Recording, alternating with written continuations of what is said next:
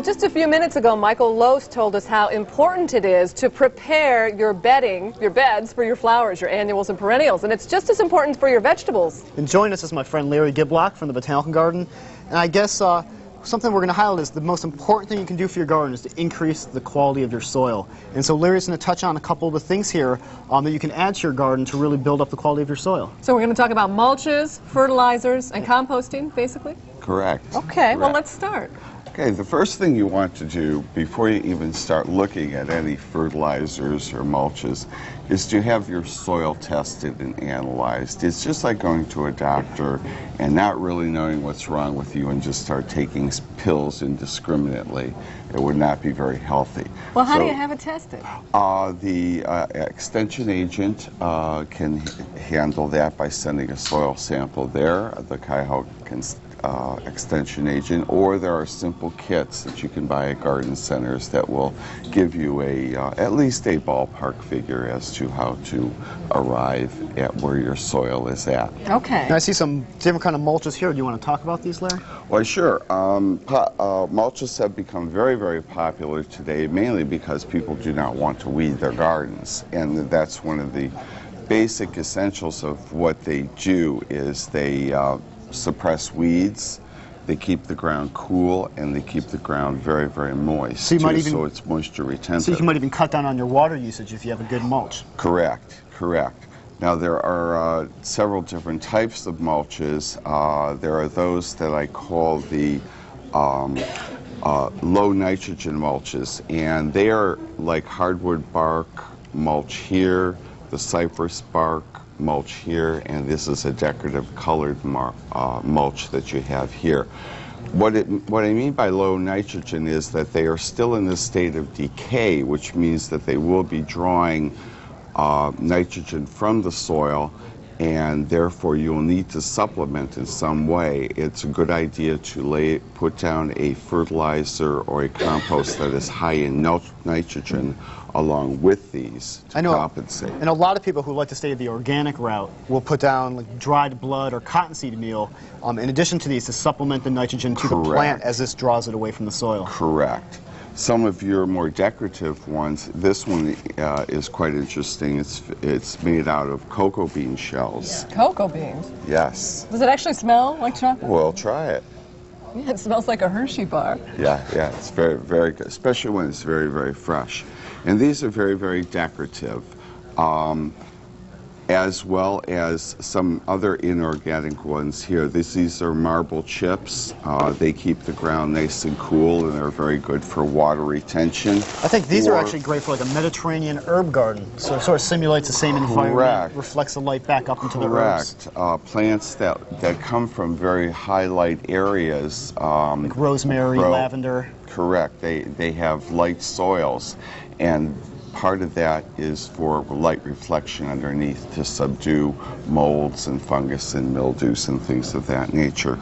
And gravels can also work well as mulching too, to keep the ground moist. But the mulch is after you already had prepared your beds and put the plants in, and this was kind of the final step. Correct. What do you do right after you got your soil tested and found out what was wrong with it? Right, you would probably augment your soil in some way with a fertilizer, and we have two different groups here. We have the inorganic group, which are mainly made up of mineral-based and salt-based, and they are either in a granulated form, a dry form, which is either applied by hand to the base of the plant or broadcast over the bed, or in a liquid form, which can be handled either through hose sprayers or hand sprayers, and it can be applied to the soil.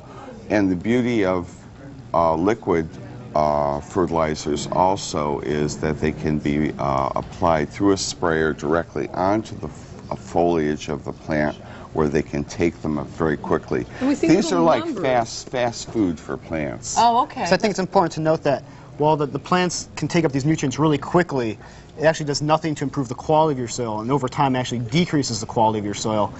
So this is sort of like a quick fix. You're much better off Same with some of the organic fertilizer over here that we're going Correct. to talk about. Now, before we right. talk about that, what are the little numbers we see on these inorganic fertilizers? The numbers refer to the main ingredients that are there, which are nitrogen, phosphorus, and potassium. Those are the three main elements, along with a multitude of micronutrients that are needed for good plant growth. One of the main easiest ways to tell an inorganic product such as this as to a organic product is that the organic fertilizers will be of a low analysis. If you notice, we've got 5, 10, 15. If you add the numbers together, they will be greater than 15. Here we have 20.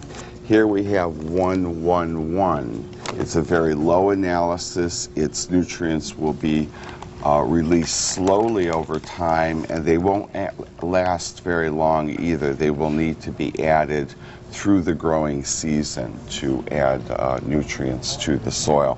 But you can adjust these. Many of them are specific for specific purposes, such as this one that has it's a plant tone designed for azaleas and rhododendrons that like acid plants, so the nitrogen, which is the first number, is the highest, which is 5.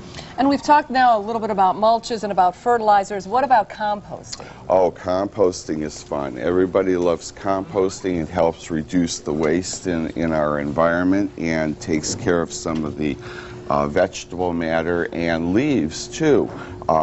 Never throw away your leaves. I always judge a good gardener by the size of their compost pile. Now, I see And this thing. And this is a fancy And my compost. dad's, I think, the classic guy who does a passive compost pile. He just takes everything, throws it into a pile, and lets it sit there for 3 or 4 years. That will work if you have 3 or 4 years to wait. These work a little bit faster. You can actually get compost, good compost, within about 3 or 4 months if worked well.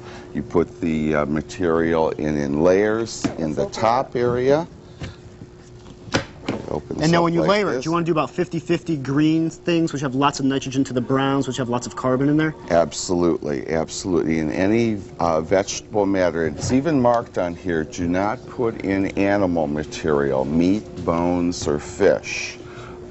They will not help the soil at all. But you see something like this, you can even put in your weeds that you pull from your garden, because with something like this, it gets up to about 130 degrees in that compost, which is high enough to kill off a lot of the weed seeds. Absolutely right, Jeremy, and it's very, very important to keep it moist. That's what keeps the chemical reactions going, the addition of water.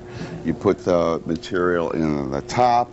It has a sliding door down here that's, well, this is a little stiff, but it does go up and down, and you can actually get the lower material out from the bottom, which will be your finished compost. I think compost is great because it takes all the stuff in your garden and you combine it, and you're getting like a free fertilizer, something that adds humus and water retention and nutrients, and absolutely, it's all free. It's right there for you. Well, and you said your dad's way takes 3 or 4 years. When you get something like this, how soon would you have the compost that you can use in the garden? Probably within 4 or 5 months, you could have something very usable. This makes it so much faster than just putting it into a pile. Do you have a smell, though, in the corner of your yard with this? Any unpleasant smell? Compost should have a very clean smell because of the material that you're putting in there. It smells like fresh earth almost. There really shouldn't be any other kind of smells. Especially when it's finished. And it won't attract vermin. A lot of people think it'll draw raccoons or skunks, but if you compost properly and don't have your meat products in there, you're really not going to attract any kind of vermin or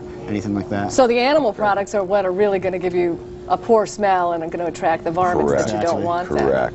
Okay. Exactly. Well, I hope we've given you now some tips on ways that you can improve the soil before you put those plants in. And Larry, thanks for being with us today. Thanks, we'll be Larry. back Thank with you. more great information in just a few minutes.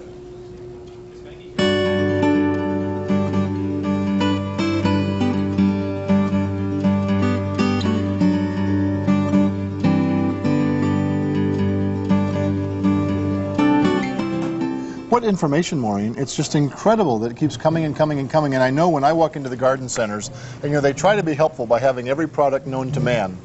but it's kind of like going into a wine store, not knowing where to begin, you know, with all the bottles. It's all the same those thing. numbers and what are they? That was so helpful. Right, and that's really what it is. Once you learn that secret of the numbers on the bags, it really helps you from that point on for the rest of your life in gardening. Run to your telephone right now. Coming up in just a moment is a wonderful new segment on gardening in containers, how you plant into containers. And so many people who live in apartments or have small lots do a lot of container gardening, and that'll be coming up in the next segment. But right now, we need for you to get to your telephone, to run to your phone and dial that number you see on your screen and support this kind of very important education. It's really right along WVIZ PBS's mission of improving education and public service for our community. And it's up to you to help make more programs like this and this one itself possible through your pledge of support. Now, the dollars that you pledge go right into the programming, but we have a multitude of ways of saying thank you for your gift to the station. One of those is an incredible